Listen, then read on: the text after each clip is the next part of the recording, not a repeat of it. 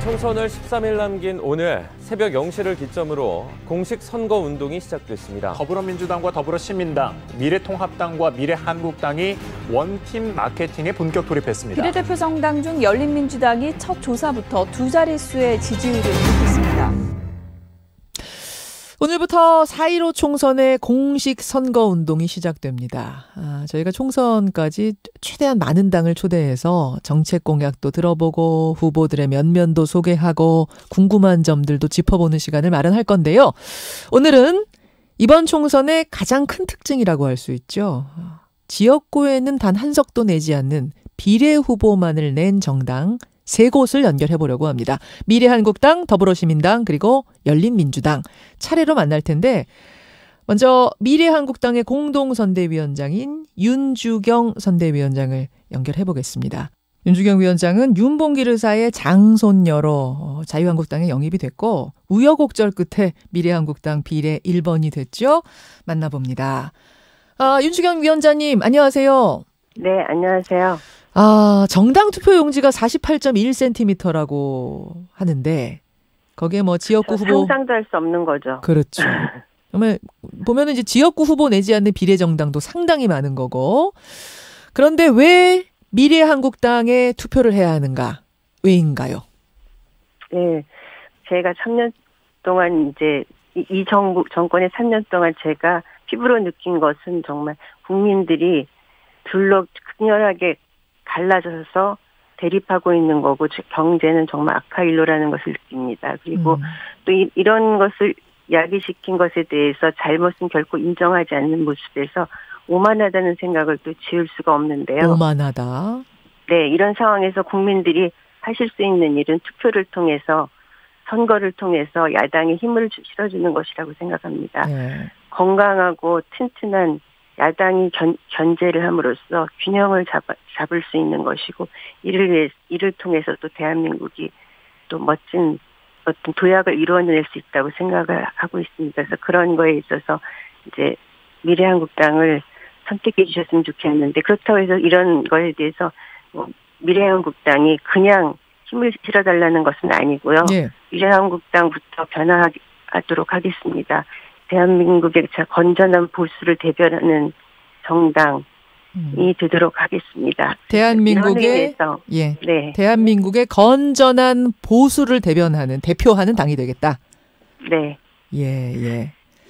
슬로건은 뭔가요? 슬로건과 공약 이런 것이 뭐 정당 투표할 때는 상당히 중요한 부분인데.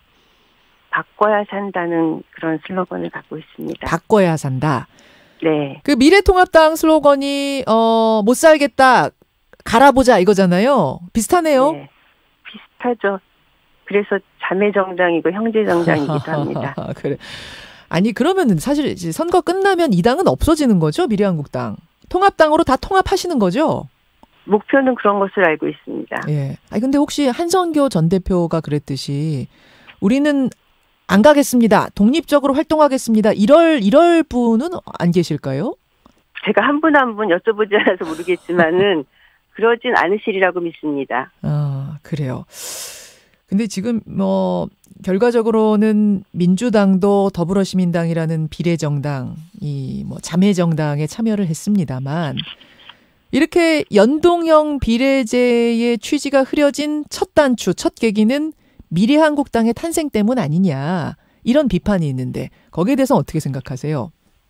그 이전에 4+1이라는 협의체를 통해서 정말 원칙도 없고 논의를 깊이 한 것도 아니고 단지 의석수를 늘릴 수 있다는 그런 것만을 앞세워가지고 이런 법을 만든 것에부터 원초적인 이유가 있는 것이죠. 그리고 미래한국당 경우에는 이런 상황 속에서 정당법이나 선거법을 거스리지 않는 테두리 안에서 그 정당하게 또 출발한 게 미래한국당이고요.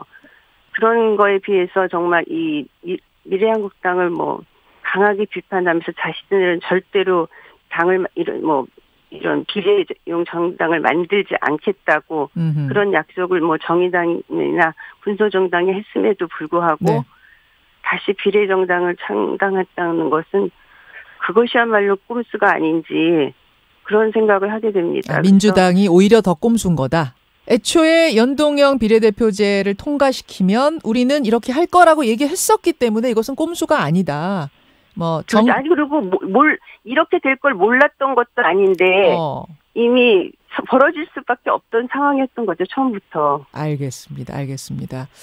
지금 이런 질문도 하나 들어오는데, 꼼수 4+1으로 인해 만들어진 연동형 비례제이기 때문에 이 미래한국당의 탄생, 위성정당의 탄생은 정당한 것이다라고 말씀하셨는데, 근데 일단 어찌됐든 간에 국회에서 정당하게 통과가 됐고, 그래서 원칙으로 마련이 됐으면 거기에 따라야 하는 것 아니냐라는 반론도 들어옵니다. 그렇게 따라야 하기 때문에 이 법이 허용하는 안에서 법을 지켜가면서 만든 정당이기 때문에 꼼수라고 하는 것은 옳지 않고요. 그것을 비난하면서도 그런 당을 만드는 그것이 더 꼼수인 거고 잘못된 것이죠. 알겠습니다.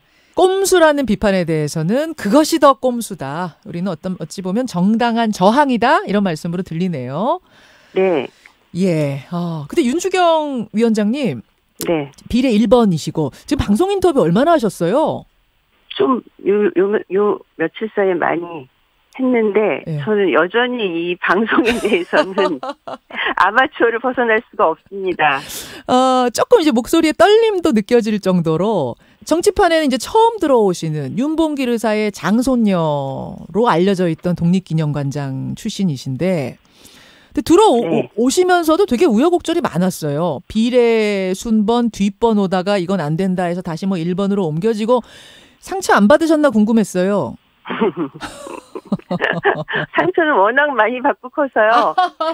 큰 상처는 아니었습니다. 독립운동가의 후예로서 아니 왜 상처를 받으셨어요? 윤봉길 의사의 손녀신데.